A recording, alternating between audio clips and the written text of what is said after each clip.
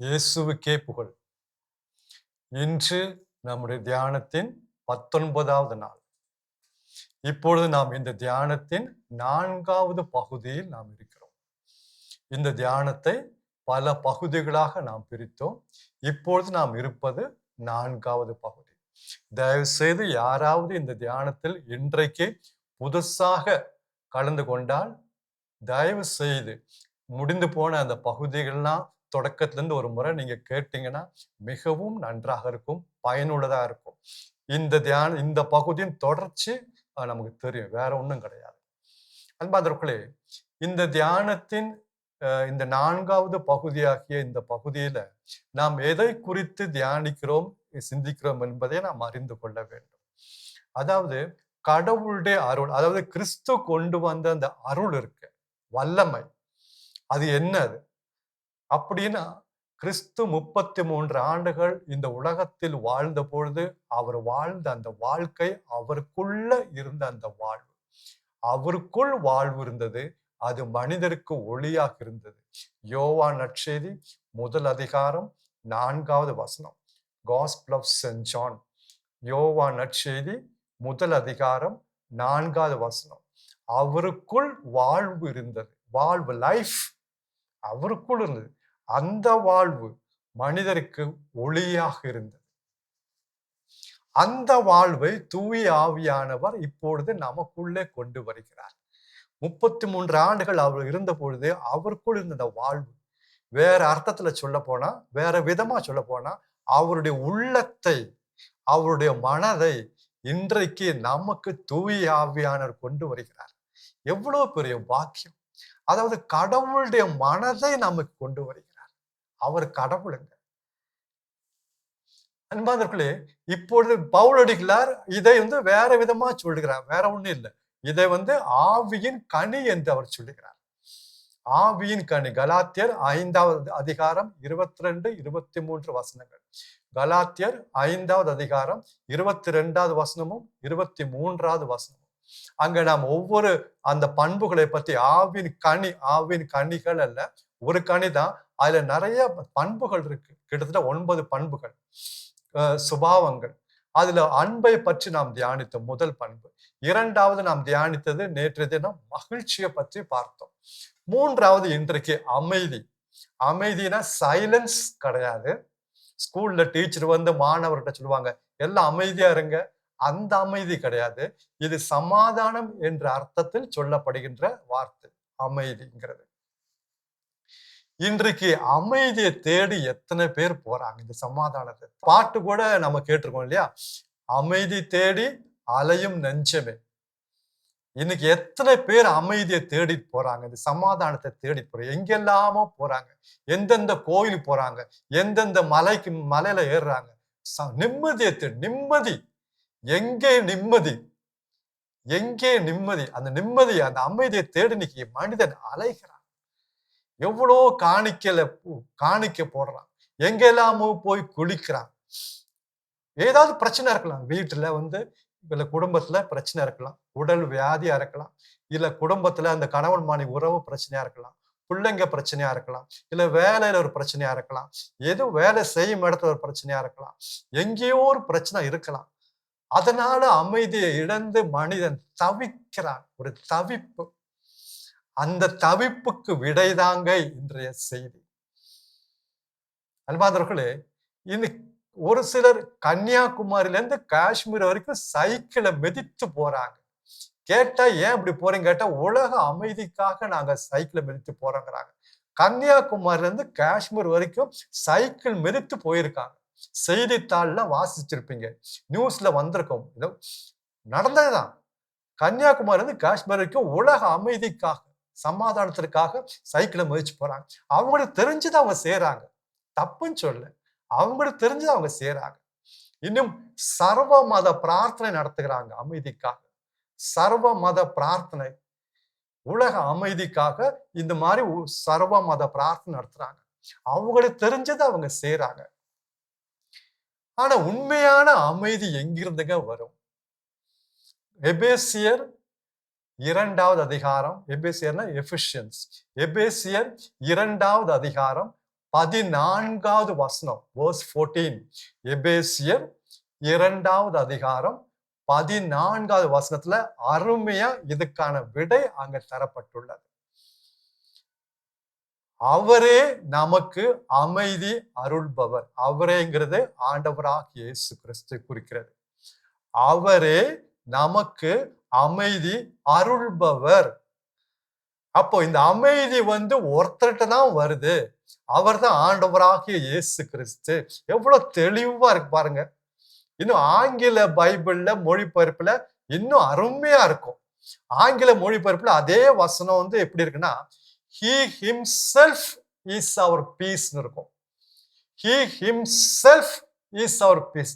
அதாவது ஆண்டவராக இயேசு கிறிஸ்துவே அமைதி அப்படின்னு இருக்கும்.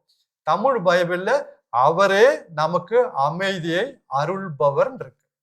ரெண்டும் கரெக்ட் தான். ஆனா அந்த ஆங்கில மொழிபெயர்ப்பு இன்னும் அருமையா இருக்கு. அவரே நமக்கு அமைதி. அது ஒரு ஆளுங்க. ஆண்டவராக இயேசு கிறிஸ்து அமைதி.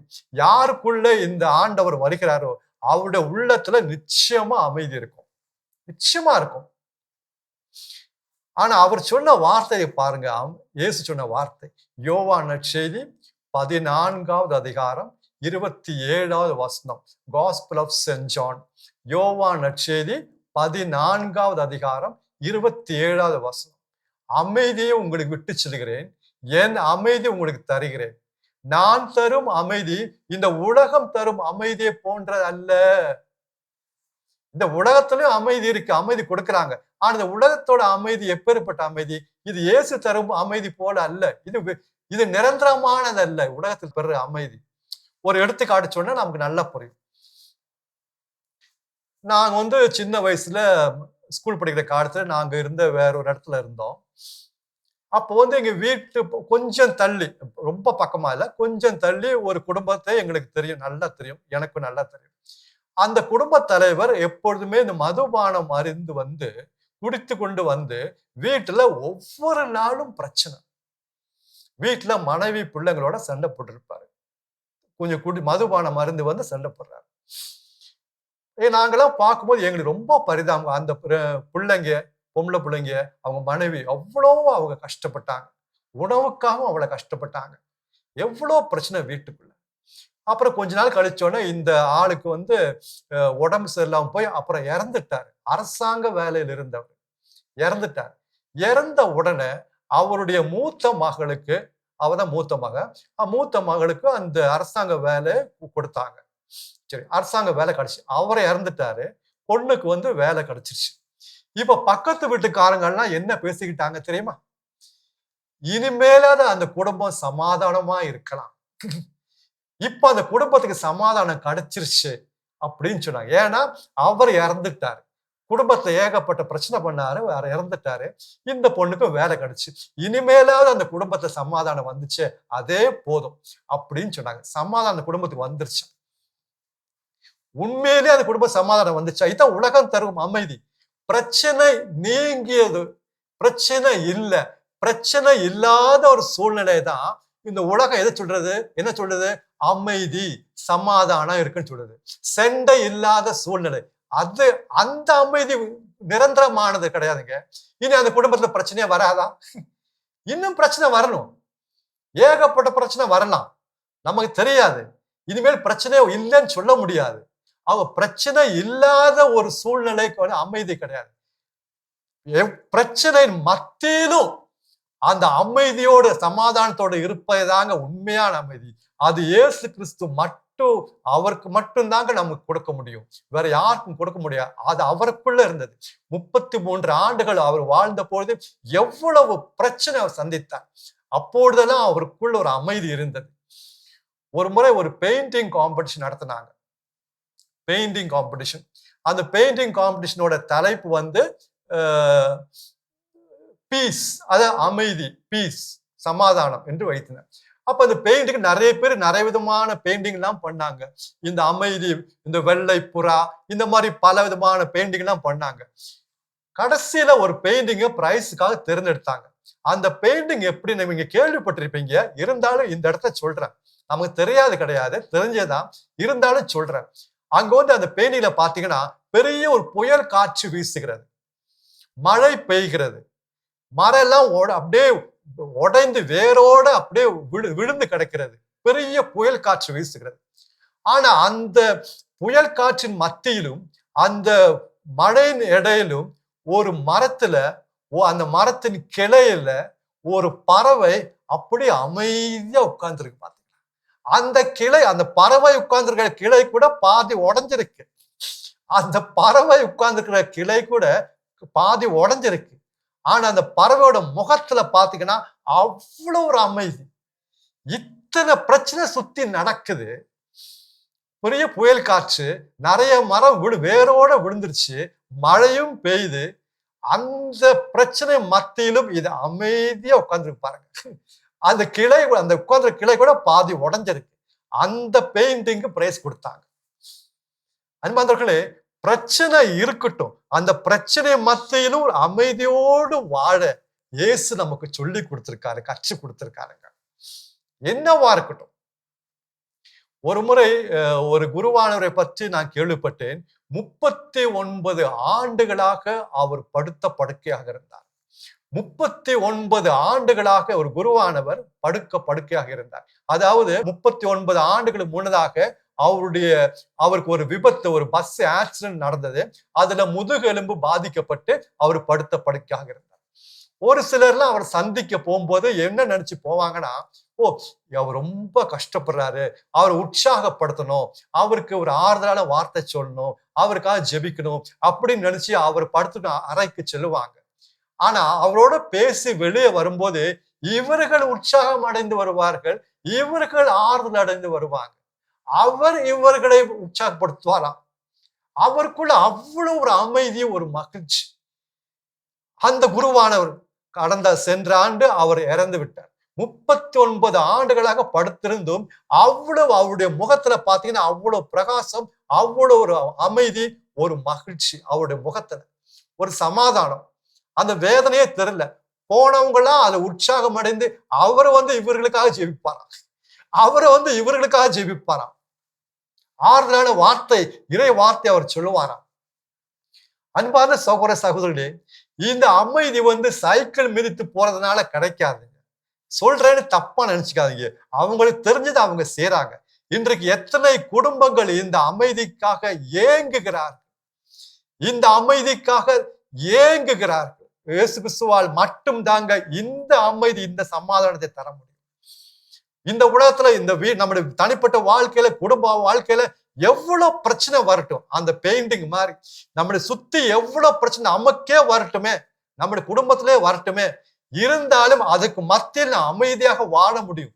என்ன காரணம்? ஒரு காரணம், நம்மள தியானம் செய்தான்.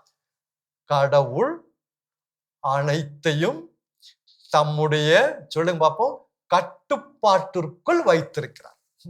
மன உறுதியோடு ஓட வேண்டும் என்றால் நாம் என்னென்ன செய்ய வேண்டும், என்னென்ன காரியங்கள் மனதில் உறுதிப்படுத்தி கொள்ள வேண்டும் என்று தியானித்தோம் இல்லையா? அந்த 2வது பகுதியில அது முதல் நாள் நாம் தியானித்தது, கடவுள் இந்த பிரச்சனைக்கு மத்தியிலும், இந்த பிரச்சனை வரட்டும், கடவுள் அனைத்தையும் தம்முடைய கட்டுப்பாட்டிற்குள் வைத்திருக்கிறார். அது நமக்கு பலத்தை தருகிறது, ஒரு உற்சாகத்தை தருகிறது. எதுக்கு? பயம் நீங்குங்க.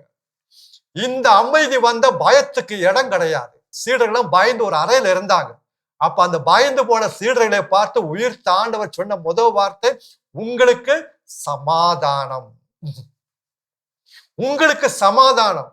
அப்ப எப்பொழுதெல்லாம் பயப்படுறோமோ அப்பொழுது அமைதி இல்லாத சூழ்நிலை தாங்க அது பயம் வருது. இயேசுவை நினைத்து பாருங்கள், அவரை எண்ணி பாருங்கள், அவரை தியானிச்சு பாருங்க, அவரை கண்முன் வைங்க. தூய ஆவியார் நமக்கு உதவி செய்வாரு. எப்பொழுது அமைதி கிடைக்கும்? முதல் நாம தெரிந்து கொள்ள வேண்டிய உண்மை என்ன? ஆண்டவராகிய இயேசு கிறிஸ்துவின் சிலுவை மரணம் வழியாக இப்பொழுது நம்ம கடவுளோடு நல்ல உறவு உண்டு. அதுதாங்க அமைதியின் தொடக்கம். அமைதியின் தொடக்கம். அதுவும் 2வது பகுதியில தியானிச்சதுதான், 2வது பகுதியில பார்த்ததுதான். ஆண்டவராகிய இயேசு கிறிஸ்துவின் சிலுவை மரணம் வழியாக இப்பொழுது கடவுளோடு நமக்கு நல்ல உறவு உண்டு. இந்த நல்ல உறவு கிடைத்த பிறகு ஏங்க நம்ம பயப்படணும்? அப்புறம் ஏங்க பயப்படணும்? நம்ம பயப்பட தேவையில்லைங்க. அந்த வார்த்தைகளை அடிக்கடி போட்டு கேட்டு பாருங்க, ரொம்ப நல்லா இருக்கும். வாசிங்க. நம்ம வாசிக்க வேண்டும். இறைய வார்த்தை நம்ம வாசிக்க வேண்டும். வாசிக்கும் பொழுது, தியானிக்கும் பொழுது ஒரு சில வார்த்தையை நம்முடைய உள்ளத்தில் விதையாக விதைக்கப்பட வேண்டும். அதற்கு பிறகு இதை பொறுத்த இதோட தொடர்பு உள்ள பல அறிவுரைகள் நம்ம கேட்க வேண்டும். அதுக்காக அந்த 2வது பகுதி கூட நீங்க கேட்கலாம், பல முறை கேட்கலாம். அது கேட்க கேட்க கேட்க தூய ஆவியானவர் நமக்குள்ள அந்த அமைதியை கொண்டு வருவாரு பாருங்க, ஒரு தைரியத்தை கொண்டு வருவாரு பாருங்க. பிரச்சனை இல்லாத சூழ்நிலை அமைதி கிடையாதுங்க. பிரச்சனை மத்தியிலும் அமைதியோடு வாழ்வதுதாங்க அமைதி, சமாதானத்தோடு. அது நம்ம சுத்தி இருக்கவங்க, நம்மை சூழ்ந்திருக்கவங்க பார்க்கணுங்க, வேலை செய்யற இடத்துல பார்க்கணுங்க. ஏங்க உங்க வாழ்க்கையில இவ்வளோ கஷ்டம் இருக்கு, இருந்தாலும் நீங்க இவ்வளவு நிம்மதியா இருக்கீங்களே, என்னங்க காரணம்? அவங்க கேட்கணுங்க. அப்ப நீங்க சொல்லணும், நான் கிறிஸ்தவன், கிறிஸ்துவ கொடுக்கிற வாழ்வு இப்போது எனக்கு கிடைச்சிருக்கு, கடவுளுடைய வார்த்தை வழியாக அதை நான் பெற்றிருக்கிறேன். நீங்களும் இந்த வார்த்தையை வாசிங்க, உங்களுக்கும் அமைதி கிடைக்கும். இயேசுவை பத்தி நீங்க வாசிங்க, உங்களுக்கு இந்த அமைதி நீங்க அனுபவிக்கலாம். அது சாட்சியா வாழணுங்க. அதுதாங்க கிறிஸ்துவ வாழ்வு, அந்த சாட்சிய வாழ்வு. இன்றைக்கு நாமே அமைதி தேடி போறோம்ல. ஒரு முறை என்னிடம் ஜெபிக்க ஒரு கவுன்சிலிங் மாதிரி ஒருத்தவங்க வேற ஒருத்தரை கூட்டிட்டு வந்தாங்க. அந்த கொண்டு வந்த ஆளு கிறிஸ்துவர் அல்லாத ஒரு ஆள். கிறிஸ்துவர் அல்லாத ஒருவர் ஒரு கிறிஸ்துவனை கொண்டு வருகிறார் ஒரு கவுன்சிலிங்காக. ஏன்னா அவருடைய வாழ்க்கையில நிறைய பிரச்சனையா, அமைதி இல்லாம டிப்ரெஷன்ல போயிருக்காரு. ஃபாதர் நீங்க கொஞ்சம் பேசுங்களேன், நீங்க கொஞ்சம், அவர் கிறிஸ்தவர், அதனால கிறிஸ்தவ ஃபாதர்ட்ட கொண்டு வந்திருக்காங்க, வேற ஒண்ணும் இல்ல. கிறிஸ்தவனால ஒரு கோயிலுக்கு கிறிஸ்தவ ஃபாதர்ட்ட கொண்டு வந்திருக்காங்க. கொண்டு வந்த ஆளு யாரு? கிறிஸ்தவ அல்லாதவர். இவர் கிறிஸ்தவத்தை பேசுறதுக்கு முன்னாடி எனக்கு அவரை பத்தி கேட்ட போது எனக்கே வெக்கமா இருந்துச்சு. நான் தலையை குனிந்து கொண்டு, கிறிஸ்துவ அல்லாதவர், கிறிஸ்துவை அறியாதவர் வேற ஆள நம்பால ஒரு அமைதி இல்ல, சமாதானம் இல்ல, ஏகப்பட்ட பிரச்சனை, டிப்ரெஷன் போயிருக்கார், நீங்க கொஞ்சம் பேசுங்க, அவருக்காக ஜெபிங்க சொல்லி அவர் கொண்டு வரார். அன்பான சகோதர சகோதரர்களே, என்ன நம்முடைய வாழ்க்கையில் நடக்குது? எங்கதான் நமக்கு தப்பு நடந்தது? எங்கதான் நம்ம தவறி போயிட்டோம்? கடவுளுடைய வார்த்தை இல்லையா? ஜெபம் இல்லையா? திருப்பலி இல்லையா? ஆராதனை இல்லையா? கிறிஸ்துவ பாடல்கள் இல்லையா? என்னதான் திருவிழாக்கள் இல்லையா? ஈஸ்டர் கிறிஸ்துமஸ் இல்லையா? என்னதான் நமக்கு இல்லை? கடவுளுடைய வார்த்தை அருமையாக வாசித்து இந்த அமைதியை நாம் பெற்றுக்கொள்ளலாம்ல. இந்த கடவுளுடைய வல்லமை உள்ள சக்தி உள்ள வார்த்தை நம்மளை அந்த உயிருள்ள வார்த்தை திடப்படுத்தும்ல. ஏன் நமக்கு இந்த அமைதி கிடைக்க மாட்டேங்குது? இந்த இறைவனுடைய கடவுளுடைய வார்த்தை நம்ம நம்ப மாட்டோம். இது உயிருள்ள வார்த்தை, இது ஆவிக்குரிய வார்த்தைன்னு ஒரு நம்பிக்கை நமக்கு கிடையாது. இது ஏதோ எல்லா மதத்திலும் ஒரு புத்தகம் இருக்கு இல்லையா? எல்லா மதத்திலும் ஒரு புனித புத்தகம் இருக்கு, ஒரு ஹோலி புக் இருக்கு. அதே மாதிரி கிறிஸ்துவ மதத்திலும், மதமாக்கிட்டோம், கிறிஸ்துவ மதத்திலும் ஒரு புனித புத்தகம் என்ன? இந்த பைபிள். எல்லா மதத்திலையும் அன்பு இருக்குல்ல, அப்புறம் என்ன இதை வாசிக்கிறது? எல்லா மதமும் அன்பை பத்தி பேசல, அது பத்தாதா? இதான் நம்ம மக்கள் கேட்கிற கேள்வி, உலகத்த மக்கள் இல்ல, கிறிஸ்தவர்கள் கேட்கிற கேள்வி. இப்படி இந்த இறை வார்த்தை, கடவுளுள்ள உயிருள்ள வார்த்தை நாம் அலட்சியப்படுத்திட்டோம் என்றால் எப்படிங்க இந்த மகிழ்ச்சி அமைதி நாம் அனுபவிக்க முடியும்? இந்த தியானம் உங்களுக்கும் எனக்குங்க, மற்றவங்களை விடுங்க. ஃபாதர் நீங்க சொல்றது சரிதான் ஃபாதர், நம்ம மக்கள் திருந்த மாட்டாங்க அப்படி சொல்லாதீங்க. தயவு செய்து அப்படி சொல்லாதீங்க. நம்ம மக்கள் திருந்த மாட்டாங்கன்னு சொல்லாதீங்க. இந்த தியானம் நம்ம மக்களுக்காக கிடையாதுங்க. இந்த தியானம் உங்களுக்காகவும் எனக்காகவும், நம்ம 2 பேருக்கு இந்த தியானம். நம்ம திருந்துவோம், நம்ம எங்கெல்லாம் திருந்தணுமோ நம்ம திருந்துவோம். மற்ற மக்களை பத்தி நம்ம கவலைப்பட தேவையில்லை. அது கடவுள் அங்க பார்த்துக்குவார், தூயாவியாக செயல்படுவார். இந்த தியானத்தை கேட்கிறீங்களா? உங்களுக்கும் எனக்கும். அன்பானவர்களே, நம்ம 2 பேரும் இந்த உண்மையிலே இந்த மகிழ்ச்சியும் அமைதியும் அன்பையும் அனுபவித்து வாழ்ந்தாலே நம்மை சுத்தி இருக்கவங்க எத்தனை பேர் கடவுளை கிறிஸ்துவ அறிந்து கொள்வார்கள் தெரியுமா? நம்முடைய குடும்பம் இன்னைக்கு அமைதி இல்லாம அலை கலைந்து அப்படியே கொந்தளிக்கிறது. சாத்தானு வந்து இருக்கிற அமைதியும் எல்லாத்தையும் கொண்டு போயிட்டான், எடுத்துட்டு போயிட்டான். எவ்வளவு சண்டை சச்சரவு, எவ்வளவு உள்மன காயங்கள், வீட்டுல குடும்பத்துல பிரிவினை, பிளவு, சண்டை சச்சரவு, கட்சி மனப்பான்மை, குடும்பத்துல பைபிள் இல்லாத குறையா? இறை வார்த்தை வாசிக்க நேரம் இல்லை, அதுல இன்ட்ரெஸ்ட் இல்லை. மொபைல்லையும் மற்ற இன்டர்நெட்லயும் மற்றதெல்லாம் போய் மாட்டி சிக்கி கொண்டு தவிக்கிறோம். அமைதி இல்லாம தவறான உறவுல போய் மாட்டி தவிக்கிறோம். இன்றைக்கு ஒரு முடிவு எடுப்போம். அன்பானவர்களே, இது வாழ்வு தரும் வார்த்தைங்க. இது பணத்தையோ காசு இல்லை, இது வாழ்வு உயிர் தரும் வார்த்தைகள் நான் இங்க பேசிட்டு இருக்கேன். இது என்னுடைய வார்த்தை இல்ல, இது கடவுளுடைய வார்த்தை. விண்ணையும் மண்ணையும் படைத்த கடவுளுடைய வார்த்தை தான் இங்க நான் சொல்லிட்டு இருக்கேன். எனக்கு சக்தி கிடையாது, எனக்கு வல்லமை கிடையாது. என்னை சக்திப்படுத்துவார் இப்பொழுது தூய ஆவியானவர். என்ன உடல்ல ஏகப்பட்ட பிரச்சனை இருக்கு. ஆனா நான் எப்படி பேசுறது எனக்கே தெரிய மாட்டேங்குது.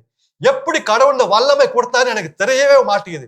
உண்மையா சொல்றேன், எனக்கு நிக்க கூட சக்தி கிடையாது. இந்த சொல்லு, இது வார்த்தை பேசு, நான் உன் கூட இருக்க, நான் சக்திப்படுறது சொல்லி சொல்றாரு நமக்காக. அவ்வளவு அருமையா கடவுள் இங்க செயல்பட்டு இருக்காரு. அவருடைய பிரசனம் இங்க இருக்கிறது, நான் உணர்றேன், நீங்களும் உணர்றீங்க, நான் நம்புறேன். தூய ஆவியானவர் ஜெபிப்போம். தூய ஆவியானவரே, இன்று முதல் நானும் எங்களுடைய குடும்பமும் அமைதி சமாதானத்தோட வாழ எங்களுக்கு நீங்க தான் உதவி செய்யணும். அந்த வார்த்தைகளை எங்களுக்கு காட்டுங்க. அந்த வார்த்தைகளை நாங்க உற்சாகமோட வாசிக்க, ஒரு இன்ட்ரெஸ்டோட ஆர்வத்தோட வாசிக்க எங்களுக்கு உதவி செய்யுங்க. நீங்க தான் ஆர்வத்தையும் தருபவர், வல்லமையும் தருபவர், ஆற்றலையும் தருபவர். எங்களுக்கு தாங்க. நாங்க வாசிக்க அந்த வார்த்தையை புரிந்து கொள்ள எங்களுக்கு அந்த வெளிப்பாடு எங்களுக்கு தாங்க. தூய ஆவியானவரே, நாங்களும் கிறிஸ்துவுக்குள் இருந்த அந்த அமைதியை நாங்கள், எங்க குடும்பம், நானும் அது இன்றைக்கே நாங்கள் அனுபவிக்க தொடங்கணும் அப்படின்னு சொல்லி ஆர்வத்தோடு அவரை பார்த்து நாம் கெஞ்சி ஜெபிச்சோம்னா அவர் மழையா வந்து பொழியுவாருங்க. அந்த அமைதியை நம்மளோட உள்ளத்துல வந்து பொழியுவாருங்க நிச்சயம். ஏன் கேக்குறீங்களா? ஏன்னா இதுவே தகுந்த காலம்.